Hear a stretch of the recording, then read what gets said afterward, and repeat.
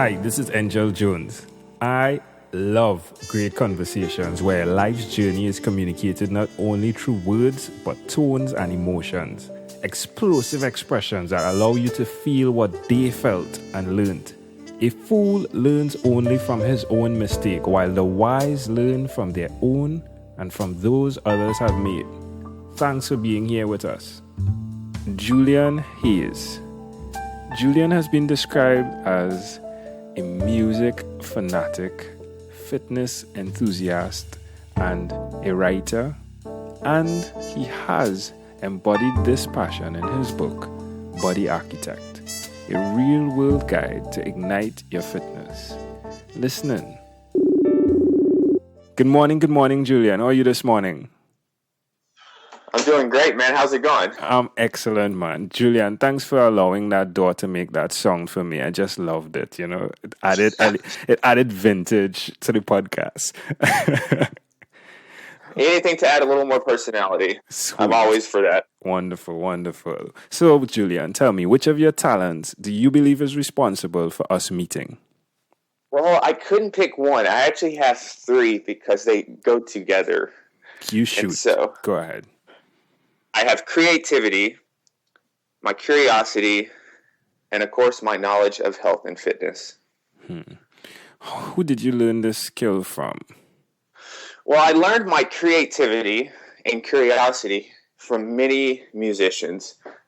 And just to name a few, because I could go on all day about this, I will start with, we have Marvin Gaye, we have Lenny Kravitz, the band Jamiroquai, Prince, Earth, Wind, and Fire, and then various writers and poets and artists. So I'm all over the place with those two. And then when it comes to health and fitness, I have a background. I studied that in school.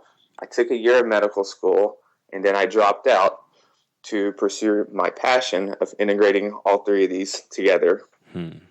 You know, we could switch that from dropped out to possibly dropped in, right? Because it seems to me you didn't just leave that and stay down, right? You left that for writing. Isn't that correct? That is correct. That's a very good way to look at it. Yeah. Julian dropped in. So, Julian, why will you continue to repeat the skill of curiosity, creativity, and fitness? Well, it's my life force. It's what keeps me going every day. I actually have a saying that I like to use when it comes to this. This is part of like my unique superpower, and I believe each of us has that unique superpower, and it's our duty and gift to the world to share that. Yeah, I love that. So, other than these three things, what is one thing you've done consistently over the past 3 years? Oh, that's easy. That's reading every single day. Wow. How does that make you feel? It gives me a sense of empowerment, and it also makes me aware and gives me an extensive list of mentors. What about the book you've read? It's funny, you know, I listened to podcasts before I started doing a podcast. You read a lot, and now you are a writer. Tell us about what you've written in your book. So my book, I have a book. It's called Body Architect, and it's a fitness book, but it's masqueraded with lessons that people can use for creativity, to live a better life, and most importantly, to just relieve some stress. Yeah. And why would you suggest that someone do what you've done? And we could speak to the reading you've done and possibly the writing. Why would they do that? Well, it's because you feel fully alive. I believe many of us, as we get older into adulthood, we start to just exist instead of just live with that passion, and to wake up each morning ready to take on the day instead of dreading the day or feeling like we have to do something out of obligation. Yeah. Because, as I mentioned earlier with the point about, I think we all have this gift that's inside of us. And I think we learned this as a kid. And if we tap back into that childhood, that helps us discover kind of what we were meant to do or what our unique skill sets are. Yeah, Yeah, I totally agree. Which brings us to that next question when I ask you to enter into the time machine with me. All right, let's do it. What is your earliest childhood memory? Ooh, earliest childhood memory. This is a good one.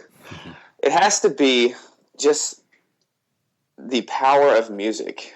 And specifically, I can give many examples, but I'll start with riding in the car with my parents in the back seat, listening to the radio, and just song after song comes on, and you just feel the positive energy, the love, the emotion, the smiles on people's face, no matter what kind of day they were having. And just music just wipes that away. And that stuck with me because something so simple as a 4-minute song could just change your mood for the entire day. How old do you think you were? Let's give an estimate of around maybe 5 years old. Wow. And why do you think this memory is so clear? I think that was my signal that music was going to play a key indicator in my life and the art, and that I was going to have to do something like that when I got older to pick a profession to get into. Interesting. So, declaration time. Yes or no or a bit more. Have you chosen someone to pass on your skills to? I have. Are you? And that. Yeah, you could go ahead. Tell us how. Okay. Yeah. So I have chosen to, and it's the world. It's every article I write, every book that I'm going to write, including this one, and in the future, every video, every podcast, I'm leaving breadcrumbs for people to see what I was thinking, and maybe I can be the mentor to someone with my book that other authors were to me. Wonderful.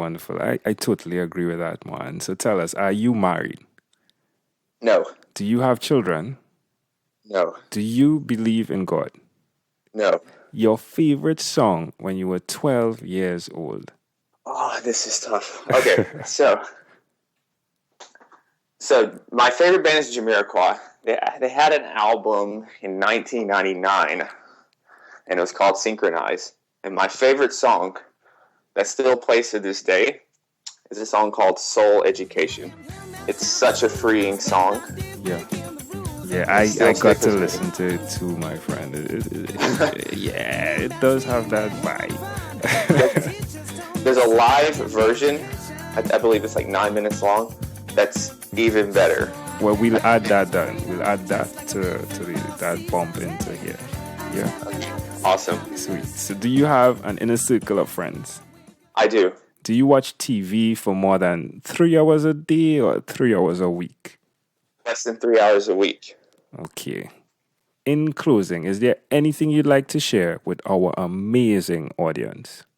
Yes, I have 4 things. Is that okay if I share them? Hey, you could do 5 if you want to.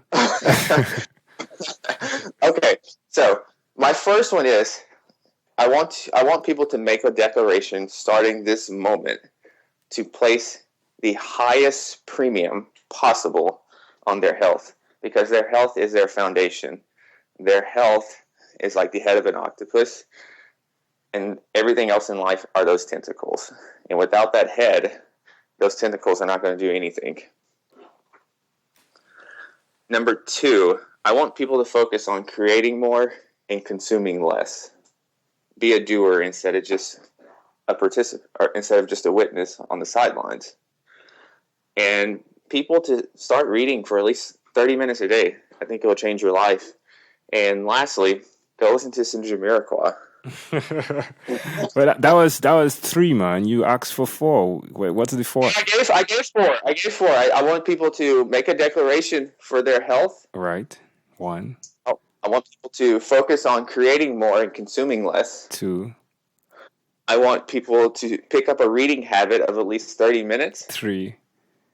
And number 4, I want them to go listen to Jamiroquai today. Beautiful. He did it. I was wrong, folks. My apology. You got the talking too fast. That's what happens when you live in New York for a little bit. You start talking really fast. Oh, it was cool. I think I'll blame it on my listening.